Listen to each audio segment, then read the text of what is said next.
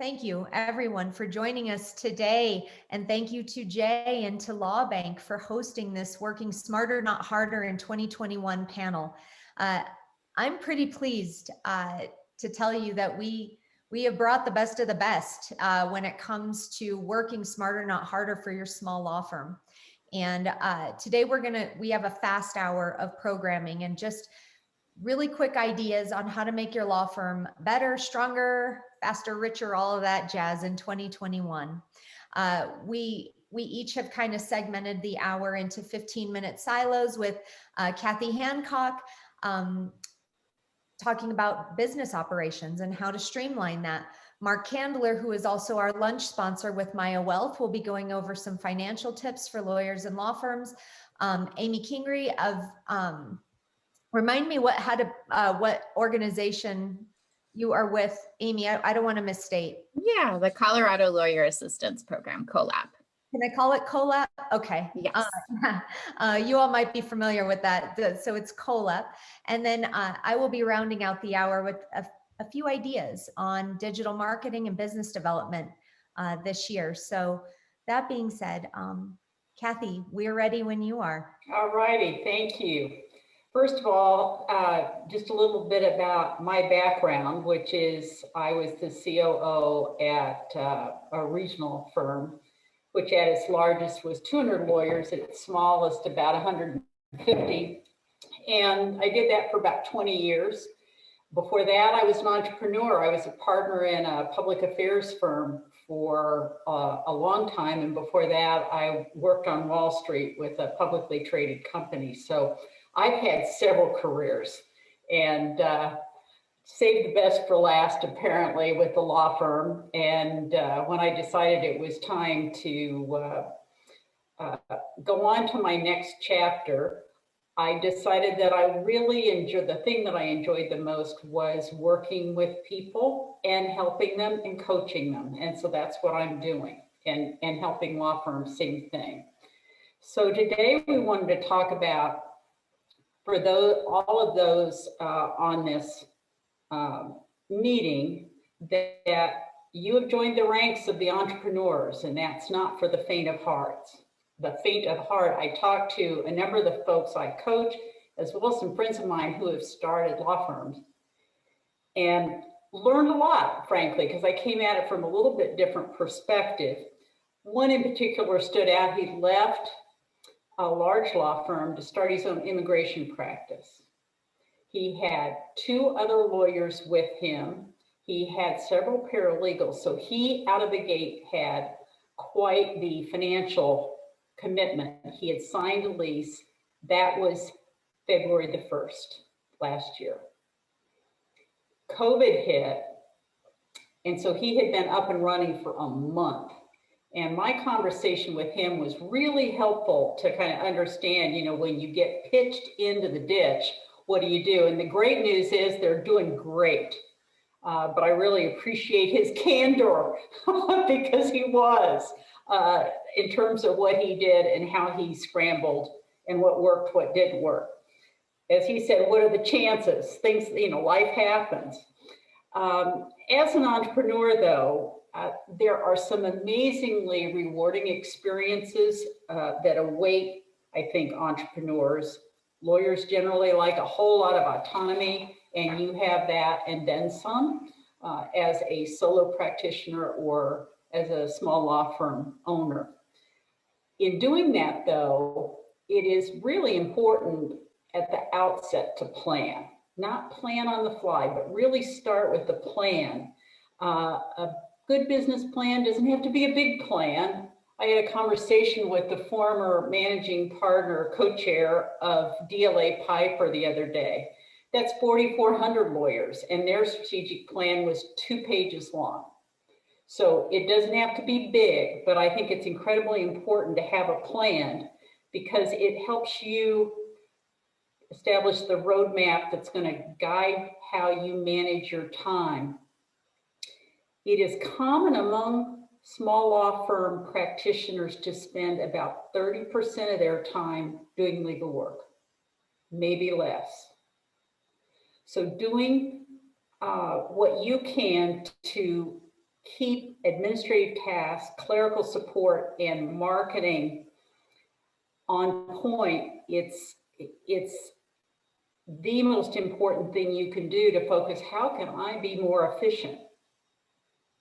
Because if you're spending 30% of your time and you're working 10 hours a day, that tells you how much time you are devoting.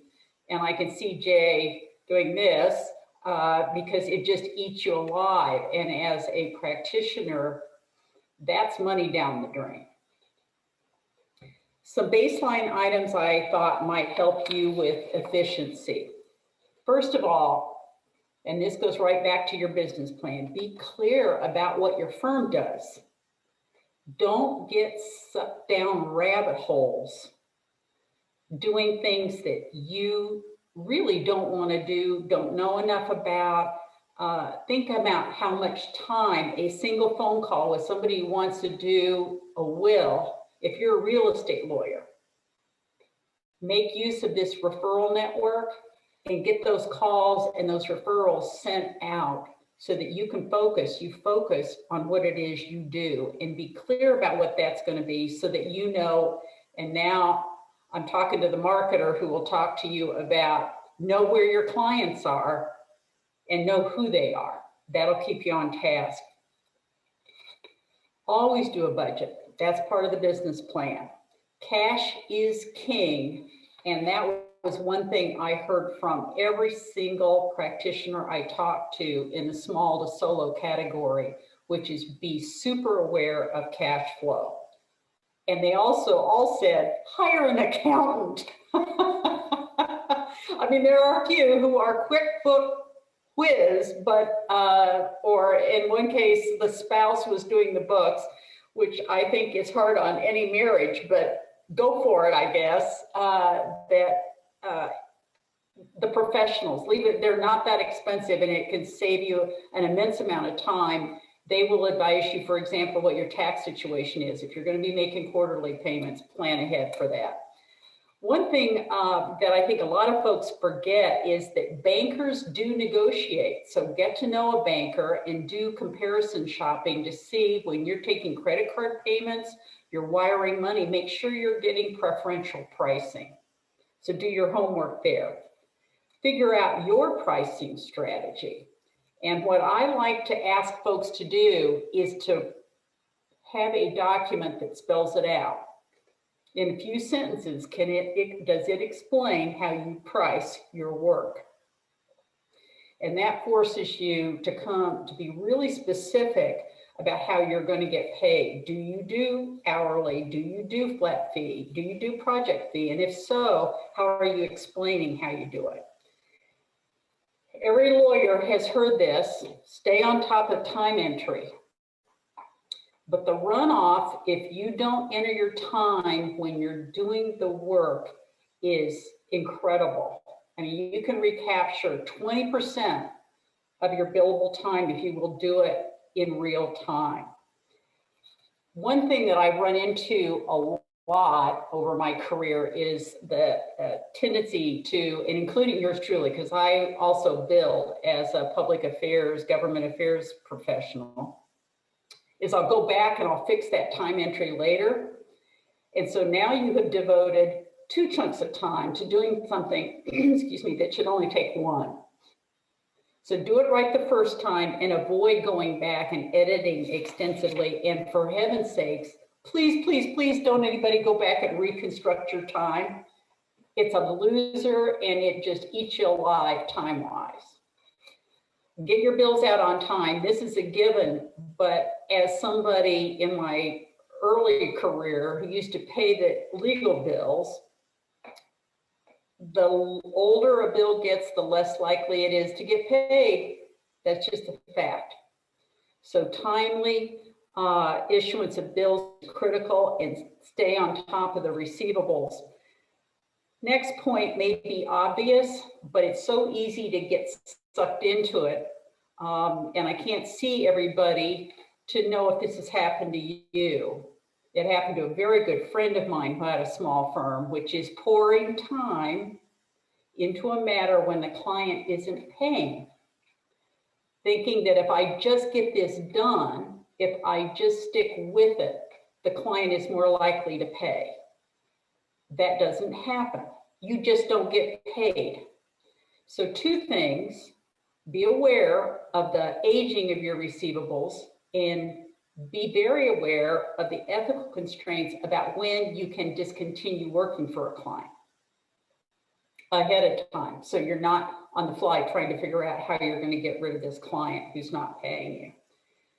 This seems obvious. Minimize your overhead, but overhead creeps up on you. LawBank is a great example of less is more when it comes to real estate. I shared the story of that friend of mine who had just signed a lease, and suddenly COVID, everybody was telecommuting, and he was sitting there with a big real estate obligation. Don't hire help until you are clear about the need for it and are committed to fully using the resource. Commit to using technology, but if you buy it, use it. I'm with Vertex Advisors, and one of our folks is the former CIO for an AmLaw 50 firm, and his beef with a lot of law firms, including solo practitioners, is that they get software, but then they don't use it. And that is pulling money right out of your pocket. So most software providers are happy to provide you with trial runs with software. Take advantage of that so you don't end up paying for something you're not using. And one thing he advises, look for integrated platforms so you avoid syncing problems. We've all had on our personal computers downloaded or updated a program and suddenly it quits talking to the other programs. Just happened to my husband this week, who's an architect. Watch out for contractual obligations. That was one thing that several folks mentioned, that be cautious. We want you to be optimistic and we want you to be positive, but be cautious about making long-term agreements in terms of contractual obligations. This gets real personal and kind of down on the ground.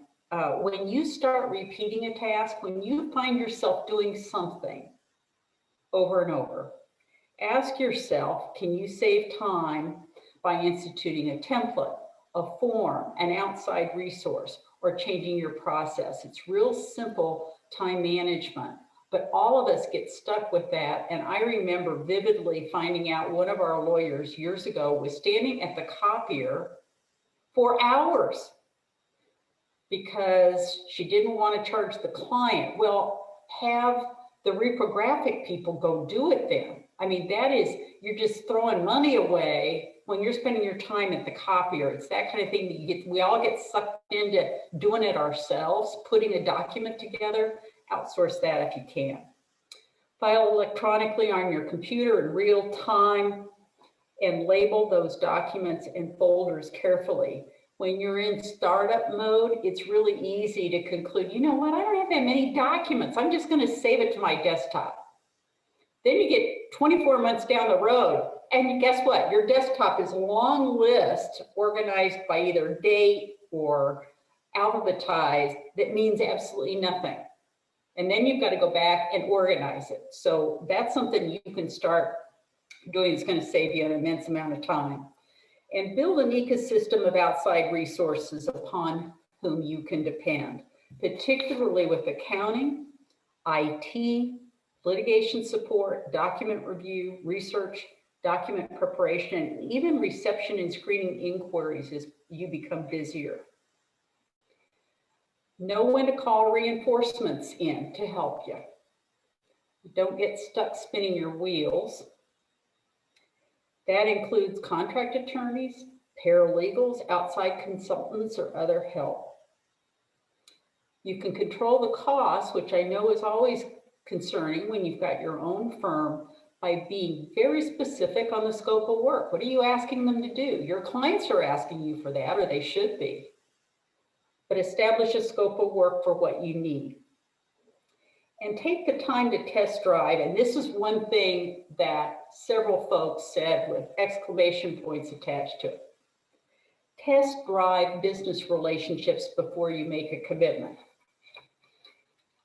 one friend said, you know, it's so easy when you go to law school with somebody, you think, you know, I know this person really well. Going to law school is different, though, than being in business with someone. And once you get in business with someone, it is really hard to unwind that and painful. So test drive those relationships. And this came from the guy who started the immigration firm. Invest in yourself, which I thought was wonderful advice, which was exercise. He said, I gained 10 pounds. I quit exercising. I was working from morning to midnight trying to keep this thing afloat. I quit taking care of myself. And I finally looked in the mirror and realized I gained all this weight. I quit exercising. You are the engine that powers your enterprise. And you've got to keep the engine tuned in order for the enterprise to work. And finally, as a solo or small firm practitioner, it is especially important, and this is where, you know, LawBank does this, to develop a network of people you can tap into for moral support, best practices, recommended resources, and idea sharing. I think of it as a personal board of directors. If you read the Wall Street Journal, it'll feature people in business who have a personal board of directors. I think that is really important.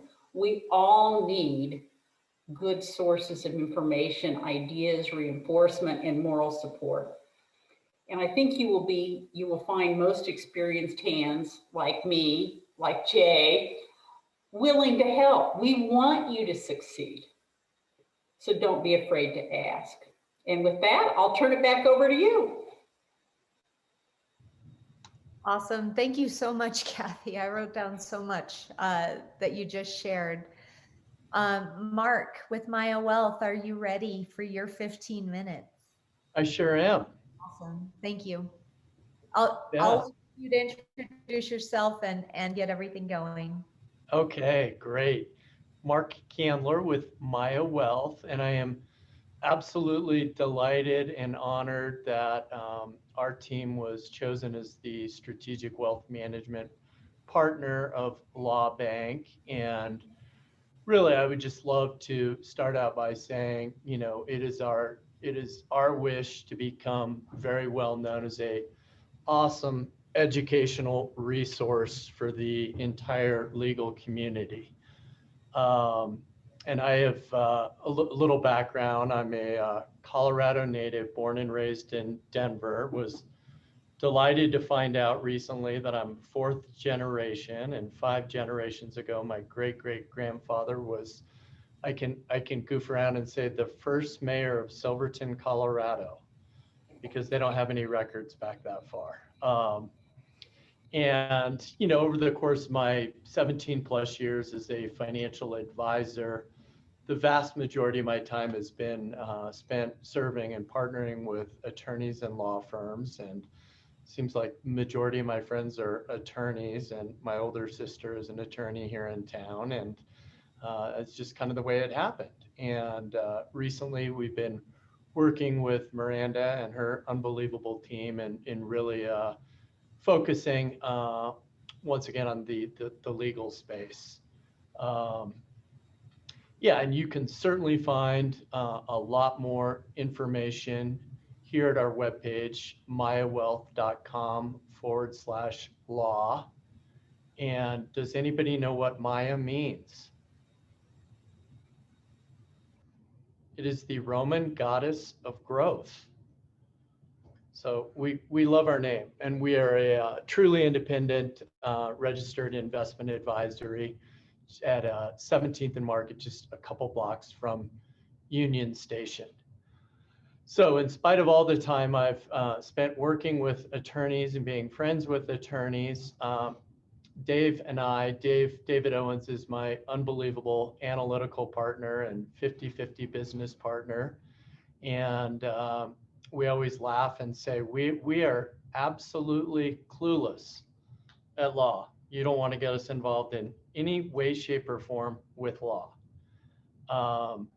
And some of the questions that some of the people here watching may have asked themselves,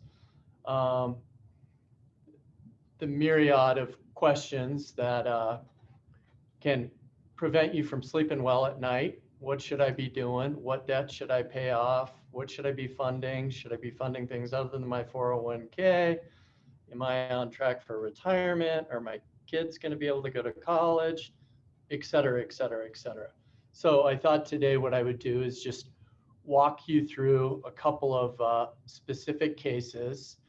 And Kathy, I loved what you said about efficiency, efficiency, efficiency. Dave and I are all about efficiency, and we're all about time efficiency. But hopefully this chart is a little bit humorous, because if you work 50 weeks a year and you work about 50 hours a week, that translates to 2,500 hours. And if you talk to an analytical numbers guy like Dave and you're 35 or 45, and he's going to pinpoint to the exact decibel how much you need to save to recreate your current income during your retirement years. And often that's roundabouts 20% or 500 hours. And then we think about belong to the Denver Athletic Club, 24-hour fitness, hire a physical trainer, train, work out, do all this stuff. That might be 250 hours. And then some would argue the engine that drives all that, how much do we spend on that?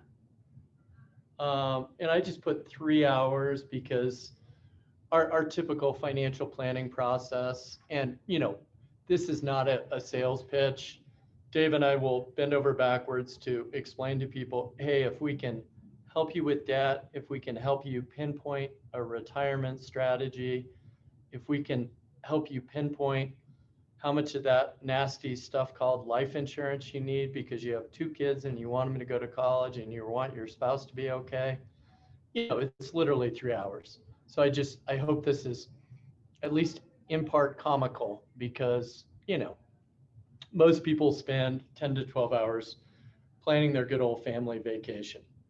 So the first case that I'm going to try to walk through is, the famous balancing act between 2,000, 2,500, 3,000 hours of work.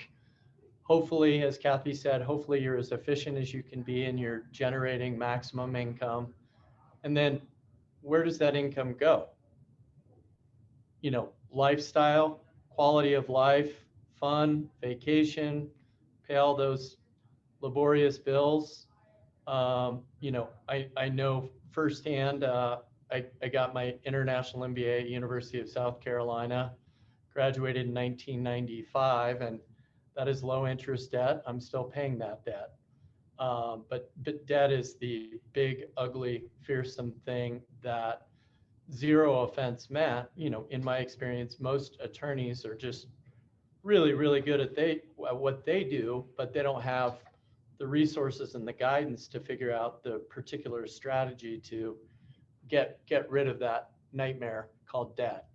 Some debt is bad debt you want to get rid of immediately, and some debt it's far more favorable to instead invest your money, build up your liquidity, you're far more secure, and your retirement and your kids' college end up a lot better.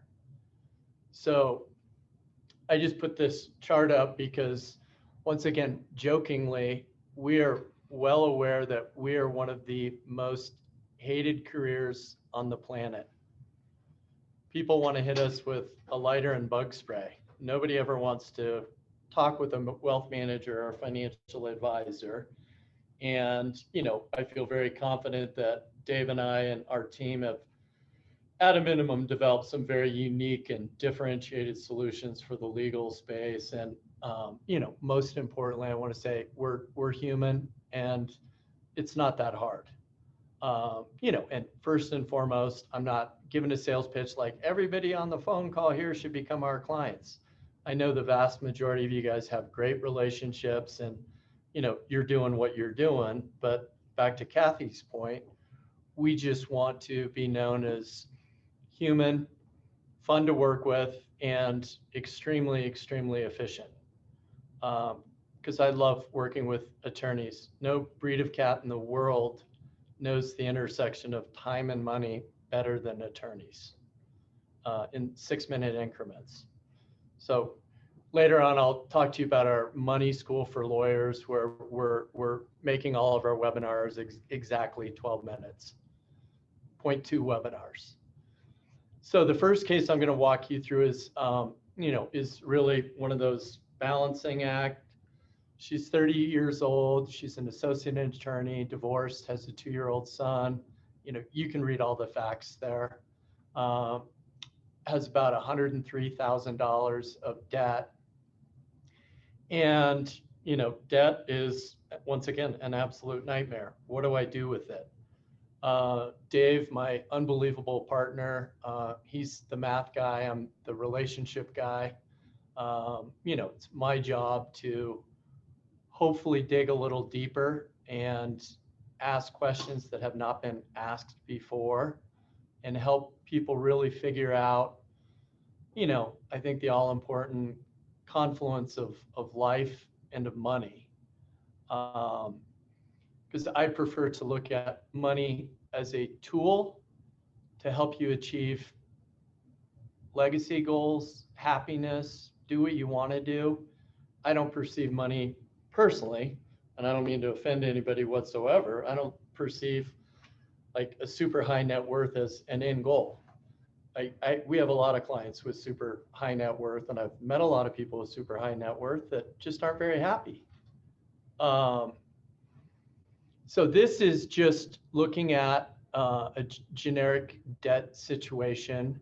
She has about $284,000 in debt. You see the interest and the monthly payment.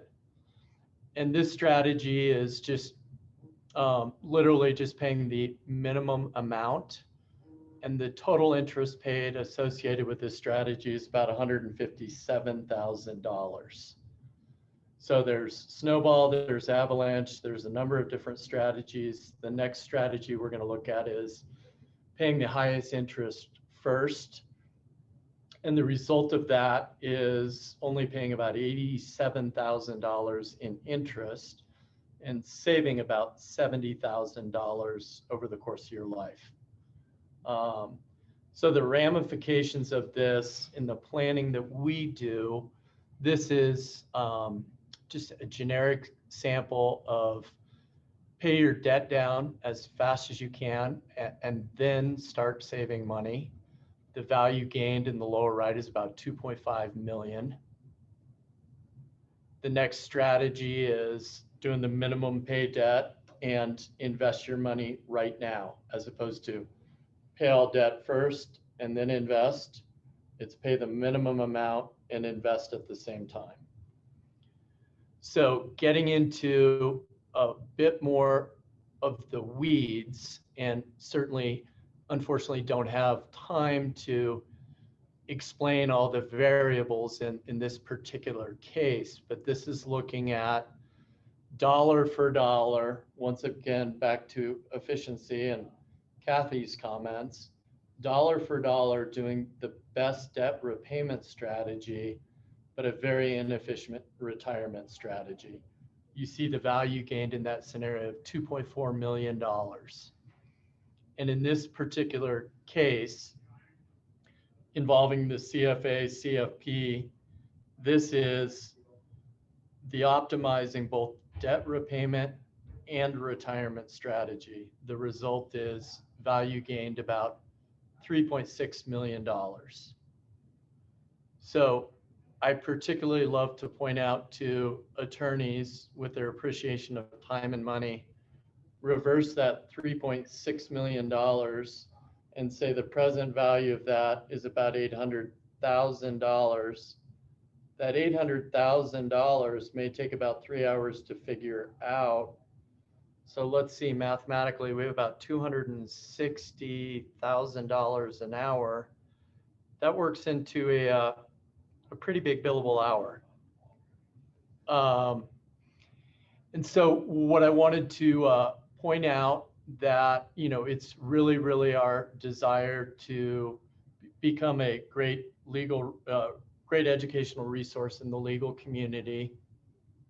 And we have on our webpage the ability to sign into our private client digital portal, which, if you would like, I would love for you to explore, because it truly is a means of simplifying, consolidating your financial life, keeping track of budget, your assets, your liabilities, and in addition, uploading every document of importance to you on a personal financial level. So when people ask, what should we upload? I guess it's our job to play nuclear picnic, that a home burns down and your computer was inside, and everything you miss can be uploaded extremely securely into that particular space. So as I mentioned, we're also going to be, we're developing and have already shot several videos, webinars on Maia's Money School for Lawyers. And these are the subjects that we are going to be addressing in 12-minute increments. So really appreciate your time. You see my contact information here if you would like to ask any questions or have a follow-up discussion. And once again, we're extremely grateful to become a true asset to the community. Thanks. Awesome. Thank you so much, Mark. I want to get into that last category, that 3.5 mil in the bank category. Okay. So next up, Amy, when you are ready, please introduce yourself and proceed. Thank you. Wonderful, thank you. And hello, everyone. I'm Amy Kingery, and I am the Assistant Director for the Colorado Lawyer Assistance Program. And for those of you that maybe aren't as familiar about our services, we are the free and confidential well-being program for the state of Colorado. We are supported under the state Supreme Court, but we do operate 100% independently and confidentially from any other branch or division of the state judicial. So we aren't located downtown. We're on the west side of I-25 and Spear. We're all working virtually right now, of course, but we aren't co-located with Office of Attorney Regulation. We are completely independent and confidential from all those different sections of the judicial branch. And what that allows us to do is to offer free well-being services to the entire legal community across your entire legal career, from law school to Colorado bar applicants and the application process, to young, mid-career, late career. We support all legal professionals. If you ever become a judicial officer down the road, we still support you.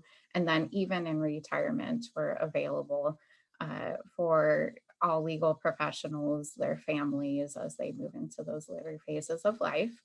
And because of that independence I referenced before, and particularly Colorado Supreme Court Rule 254, we are actually barred from reporting anything that gets shared with our staff to attorney regulation for any kind of disciplinary proceeding. We are not able to be subpoenaed for any civil or criminal proceeding. And that, in addition to the fact that all of our staff are licensed clinicians, in addition to being legal professionals, gives us that HIPAA level of protection and that enhanced Colorado protection. So as I said, our staff are lawyers, we're legal support professionals, we are licensed clinicians in the state of Colorado. I myself have been working in Colorado, also a native, shout out to Mark there. I have been operating in the legal field across multiple stakeholder groups, from judges to attorneys to social workers, probation officers, law enforcement professionals, and clinicians, working on predominantly supporting professionals with secondary trauma, vicarious trauma, that toll that doing this work, the stress of the legal profession, compounded by the exposure to a lot of the hurt and suffering that our clients share with us, and then that exposure seeps into the cracks and crevices of our own lives. My work has been to cross-train professionals on things like substance use disorders, on mental health dynamics, on what that secondary trauma and even first-hand trauma looks like, and how do we support individual attorneys and legal professionals and legal organizations in developing a greater level of resiliency. So we're moving beyond in the field now on that space where it's maybe the toll of this work might get to me at some point, to really recognizing upfront that this work does have a toll associated with it, whether it's that chronic stress of the pace of the field, that billable hour, or again, that secondary exposure to the hurt and suffering of others. It's really approaching it from a scientific, neurological basis of this work can have a toll, and we do have the exposure. So how do we put on the right uniform? How do we cloak ourselves in the right protection and have the right tools on board so that we have those resiliency factors in place and we don't suffer because of that toll and that exposure. A little bit about the services that we offer to that end. We offer free, tailored, confidential well-being consultation. So that's a bulk of the work that we do, are those individual consultation calls. And even though our staff are licensed clinicians, we do not offer ongoing therapy because our clients are every single attorney, judge, law student, legal professional in the state. We just don't have the staff to offer that ongoing treatment. But we do offer between 1, sometimes 2 or 3 consultation calls to support professionals at getting on track. We'll provide education on what you might be experiencing and a little insight into why a lot of folks just need that normalization and validation, especially in 2020. Most attorneys calling in really just wanted to start from a basis of, is this okay? Am I the only one that's experiencing this? Am I the only one that's going through this right now? And the answer is no, you likely are not. And I'll share in the next slide a few of the common things that we see attorneys struggling with most recently. But we're there to normalize, validate what you're going through, and then really dig into, and here's the science behind why. Here are the names, here's the terminology for what you might be going through. And then if appropriate, we refer out to the right resources. So we also have a database full of vetted treatment providers, life and career coaches that we've interacted with personally, and we have checked that they understand, they know the legal profession, they understand the unique stressors that attorneys face in this work, particularly solo and small firm practitioners, because we do know from the research that our solo and small firm practitioners are at the greatest risk for some of those negative side effects of that chronic stress of the field, which I'll dig into in a moment.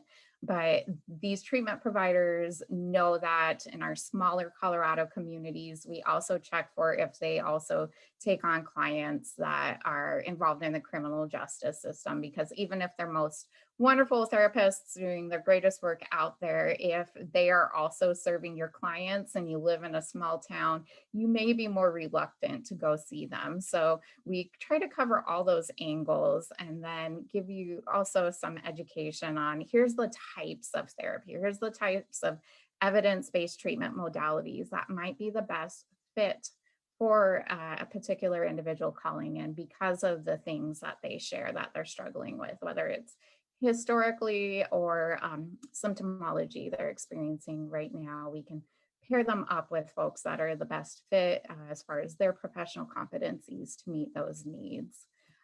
We also offer recovery peer support. So many attorneys that call in that may be struggling either with a substance use disorder, or maybe they're kind of sober curious is the new term out there. I think that maybe my drinking or use might be impacting my practice. It might be having an impact on my relationships. I'm not sure what I need, or those maybe that had a recent medical or mental health diagnosis that they're struggling to figure out, how do I adapt to this? How do I get what I need so that I can embrace this and I can thrive in my work and in my personal life with this diagnosis? We have peer-to-peer volunteers who have that lived experience with a variety of substance use, mental health, and medical diagnoses that can walk you through that process next to you, that can, again, provide that normalization, that validation that you're not alone, you're not crazy, here's what worked for me. Go to an AA meeting with you or another recovery support program if that's what you're interested in checking out, but it seems really intimidating to go to by yourself. Learn what groups cater to professionals, that sort of thing. We have those peer professionals that can provide that support. And all of our volunteers are also covered under that same confidentiality clause under Rule 254 that our paid staff are covered under. So again, even though our volunteers are also attorneys, because of Rule 254, that protects them from having to report to attorney regulation or attorney discipline, anything that someone they're working with may disclose. We also do a number of ethics CLE presentations on a variety of well-being topics. I just was looking at our 2020 numbers, and in spite of having to move to the virtual format, we still conducted 150 virtual CLE presentations over the course of 2020. So if that's something for either your group at LawBank or even your small firm, or if you're a member of a bar association, any other legal group, we are available should you wish to bring us in for an ethics CLE presentation. And those are on a wide variety of well-being topics, from how do you recognize and support someone who is exhibiting symptoms of mental health or substance use disorder, to my favorite and my specialty, which is that stress and resiliency. And we can tailor that whether you practice in bankruptcy or real estate, to immigration, family law, really tailoring it to the unique scenarios that you may experience in your work, and how you might even pull in some trauma-informed practice or that secondary trauma piece if you are working, again, with family law, immigration, those high-risk populations in that regard. And then most recently, and this came out of some joint work with the state's Lawyer Wellbeing Task Force, we have our tiered leadership support. So it takes all those principles I just shared from our ethics CLEs, and we work with you one-on-one to apply that as a leader for your own legal organization. So it's taking that piece of, here's what we know works for trauma-informed organizations. Here's what we know works for well-being and resiliency. And how do I, as a manager or a leader, support myself and my staff in getting to that space? How do I structure my organization for that optimal resiliency and well-being?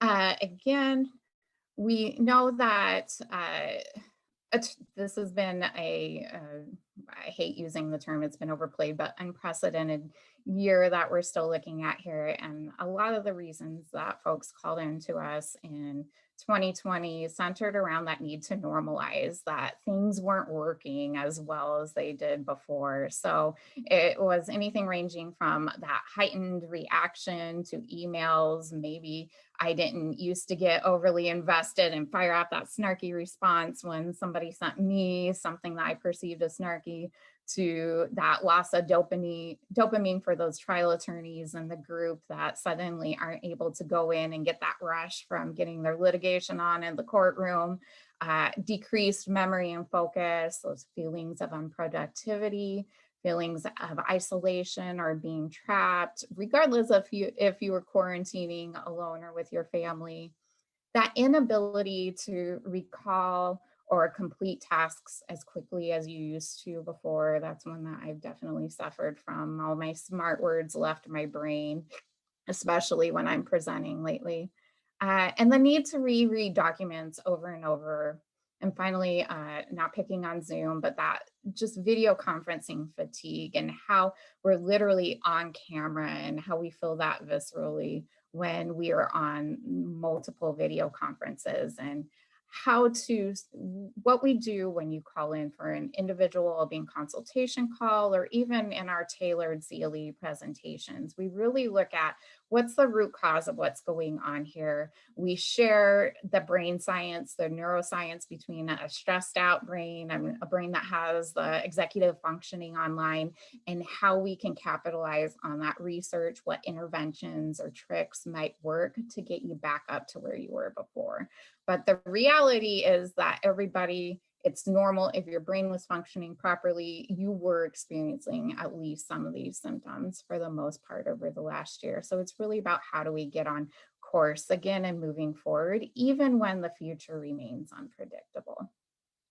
So if you were to call in to one of our clinicians, and I'll share our contact information again in another slide, you would be able to set up a time for a confidential call. Either, most of them are occurring by phone right now, but there've been a couple of folks that really wanted to have that virtual face-to-face presence. So we do have Zoom available for that as well. And again, we dig into at your own comfort level. What is going on? What are you experiencing? What's worked for you in the past? And really set up a step-by-step plan along with what resources might be helpful to get you back on track for that greater well-being and that health. And likewise, if you were to request a presentation, I'm the one that does the initial triaging for those, and then either our other clinical educators would work with your group to tailor the presentation to your unique audience and what you see them facing. Either critical incidents have happened or just the general stuff that is a part of your culture and your work in your small firm, or if you're in solo, your groups, your associations, your networks that you're working with. Again, we have a variety of resources and interventions that can support you wherever you are on the path. We know that drinking has gone up across the board in 2020. We also know that there are a number of folks that are questioning, is this really serving me, regardless of if someone needs to enter a life of recovery or commit to that. We have staff on board that can kind of walk you through those questions if you're not quite sure where you sit on that continuum, and volunteers that can support you with that as well. So with that, I will wrap up. On the left-hand side, you see our general information. Again, this leads you to our confidential voicemail or our confidential email line. So you can connect with either one of those to request one of those free and confidential well-being consultation calls, or you can reach out to me directly. My email is on the right-hand side, and especially if you want to connect for a longer ethics CLE, I can support you in that as well. Thank you. Awesome. Thank you, Amy. All right. So last but not least, let's talk a little bit about, marketing and business development in the virtual world. So unless you've been under a rock since about March of 2020, you know that everything changed. You also know that the businesses that changed with everything are thriving. And so innovation is crucial to the success of law practices, regardless of how many lawyers you have. So I have about 8 minutes. I am going to run through the stuff that I want to with you today, and make sure that I keep it short and sweet and also actionable. So let's get started. First things first, if you can switch the slides, Crystal, thank you. This is me, I'm Meranda Vieyra. I'm the owner of Denver Legal Marketing. Next slide, please. Thank you. So first things first, social media. It's not a dirty word for law firm marketing anymore. People are using it now in big numbers. Starting in March of last year, we saw a 21% uptick in the use of social media in general. And that number kept growing as the year went on. So, the business case for use of social media for your law firm, regardless of what type of client you serve, it's there.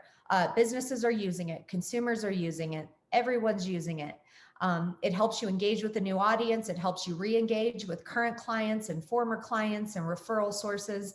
So, my top tips when it comes to just these three, because these are kind of the four front runners right now when it comes to lawyers and law firms, would be to listen. a little bit more on your Facebook business page. Be a little bit more creative on your business page on Instagram. You know, figure out ways to kind of fit into the conversations that you're seeing go on LinkedIn. This is more than just posting and monitoring right now.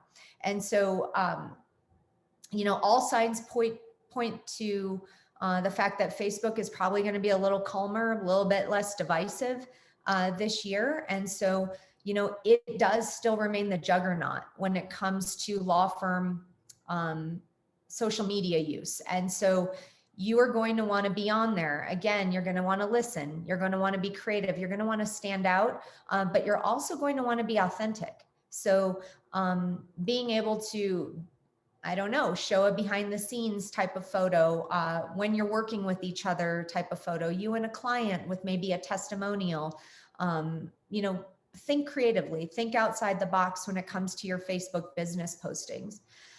Similarly, when we're talking about LinkedIn, when we're talking about Instagram was bought by Facebook in 2012. So we're basically kind of talking about the same thing here, just a different way of presentation of the information. Instagram is more than just kind of a photography sharing application. It actually launched these 15-second multi-clip video options. It's kind of like a TikTok clone. Might seem a little bit weird for lawyers and law firms, but is it? You know, you could be able to do a 15-second clip on what people need to know right now about what's going to go on with their COVID divorce. Maybe they have a criminal law case and they're worried about what happens if they go to jail during the pandemic. It doesn't take a long time to kind of spread your knowledge. And so you might be able to do a little bit more when it comes to your Instagram business page. Similarly, LinkedIn is the mother when it comes to social media for lawyers and law firms. 90% of the lawyers in our country have LinkedIn profiles, and that's because that's where business is done. And so similar to what Instagram is doing with their video platform, LinkedIn is starting to do that a little bit more too. And so consider using video more in your LinkedIn posts when you're considering being creative. I'm not talking about you at your desk with your iPhone, you know, just going live on that. You know, I'm talking about professionally produced video. It's about 20 times more likely to be shared on that platform than any other type of post. So there's method to my madness here, that these types of posts, they get you a little bit farther, you know, down the finish line. So, you know, because I have just a few minutes with you all, I wanted to go over those 3 items. Next slide, please. All right, so a few ideas when it comes to awards and accolades in a virtual environment. You know, big corporations keep their own stats. You know, McDonald's promotes a number of hamburgers that they have served. Movies promote their box office sales. So what does that look like for lawyers and law firms? You don't want to say, you know, 2 million DUIs taken care of last year. That it works a little bit differently. But similarly, we can add, you know, a little bit of flair to your resume, even in a socially distanced environment.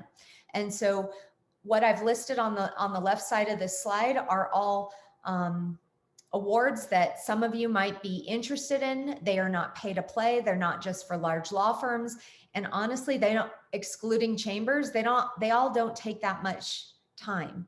And so consider some of these, consider all of them.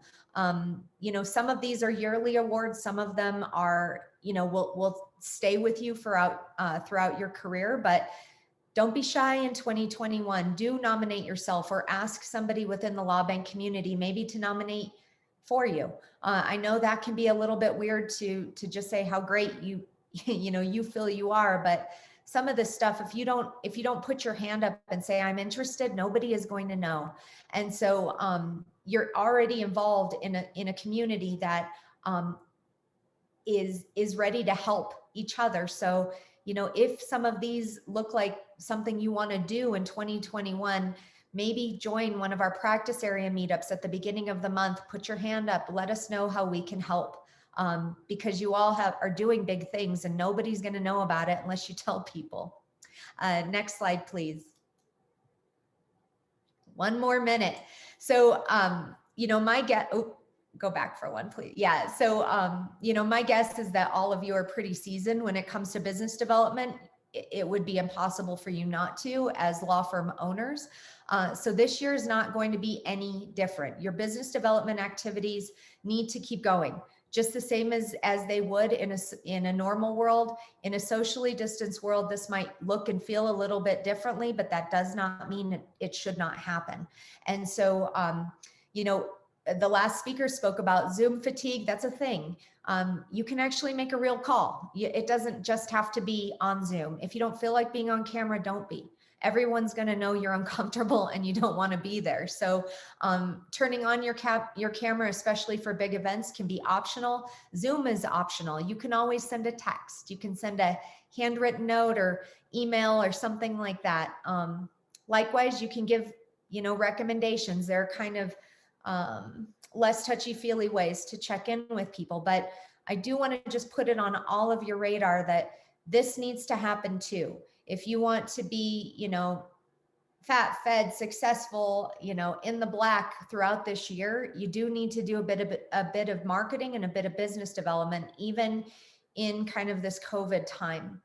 Last slide, please. You can choose one more slide, please. So this is all we have today. It was a super quick 10 minutes on keep getting you updated when it comes to business development and marketing.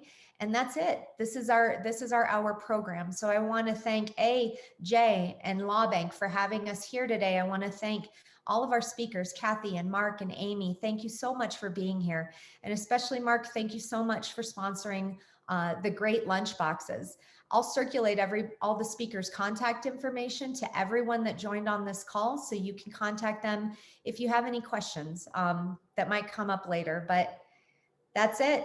We'll see you. We'll see you next week. We'll have another business development kind of 30-minute primer if you're interested. So thank you all. I hope you have a great day.